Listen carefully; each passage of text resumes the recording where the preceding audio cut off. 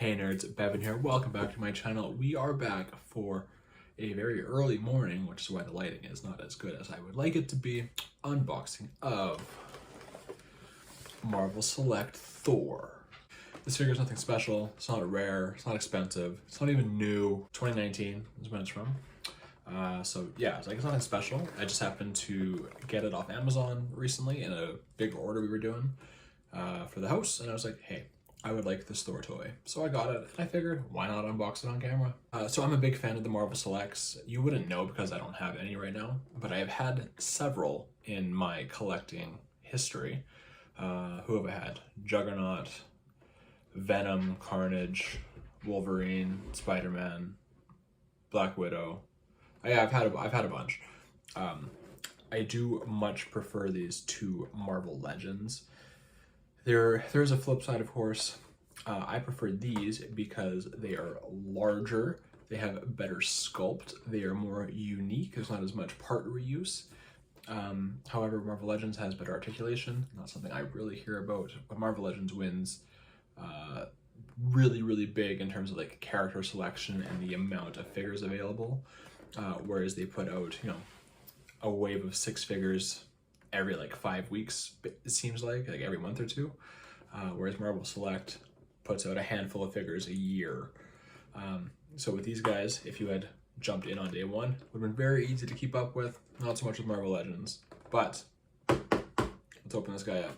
So you have the classic Marvel Select packaging, big old bubble, cardboard here on the side telling you his name is Thor. On the side, picture of Thor. On the back, picture of Thor and the Thor comic book. In this wave, you also had Hulk and Captain America. So good little Avengers wave.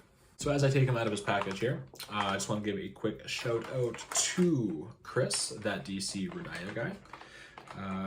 He collects the Marvel Select line. He's got a lot. If you look at his room tour, he's got like a whole heck of a bunch. However, he keeps them in the package, and Chris, you gotta open those suckers up, man, because they're so freaking good, which I'm about to show you right now, good sir. Why are we still doing twisty ties? This seems like pointless. How do I even get it out? I don't really want to go find scissors.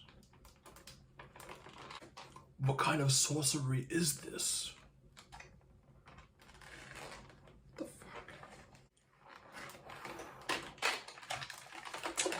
One down. Unfortunately, Thor is suffering from some limp hammer energy.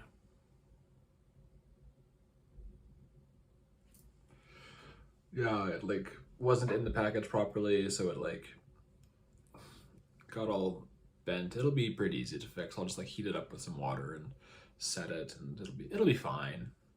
It's unfortunate for Thor and Jane Foster though. Okay, so we got the figure out finally. Took a lot of brute force on my part, but we got there in the end, just like we always do. Anyway, so here is Thor. As you can see, he does have a lot of detail. All of his armor plating is there. He's got a big heavy-duty cape, which is attached by these buttons, I guess, for lack of a better term. He has very basic articulation. He can move his arm like that. He's got the shoulders, not quite a ball joint. Swivel and rotate or whatever. Wrist moves like that. His leg comes out like that instead of straight up, or it come out, he can't really go straight up. And I guess that's just because the way the figure is sculpted, I'm not really sure. Yeah, it's got some weird hip articulation, but it's Thor, so it's not like he's throwing a lot of side kicks, you know what I mean? He's not like, hi-ya. Anyway, I don't know how to play with toys anymore. We throw a Mjolnir in his hand, and we just kind of forget that it's limp for a quick minute. And that is the Thorific Marvel Select Thor. He does come with a base, so I'll get that out. It's pretty simple, but it's a nice little touch. It's got, oh, never mind. No, never mind. Forget that thought. But it's just like the top of a watchtower kind of thing. And it's, it's just a hunk of plastic basically, but it's got some good detailing on it, and it's better than no stand. It's better than, like, McFarlane just has like a little black disc that holds them. So let's put them on here right now. So there we go. And that's what I like about the Marvel Selects too, is that instead of like a Build-A-Figure piece, they come with a stand usually. The bigger figures don't, but like your standard human-ish size figures usually come with a stand or some kind of diorama piece. It's really cool, actually. There's some really good ones out there. But yeah, so this is Thor, and I'm just gonna quickly. So I know it's a different character, so it's not really apples to apples per se in terms of this comparison. But I only have like 3 Marvel Legends, and 2 of them were gifts, so I can't get rid of them. But here is your Marvel Select Thor next to a Marvel Legends Iron Man. And you can see like the huge size difference. Like this is more than just like Thor and Tony Stark size difference. This is 2 obviously completely different toy lines. Now, this one's great for posing and for articulation and for getting 9,000 figures out per year by reusing all the parts. This is a much better looking action figure, in my opinion.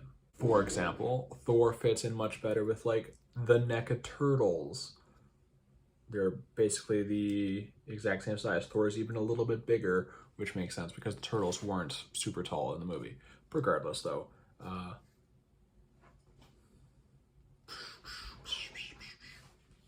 then of course we got the DC McFarlane series. Here is Red Hood.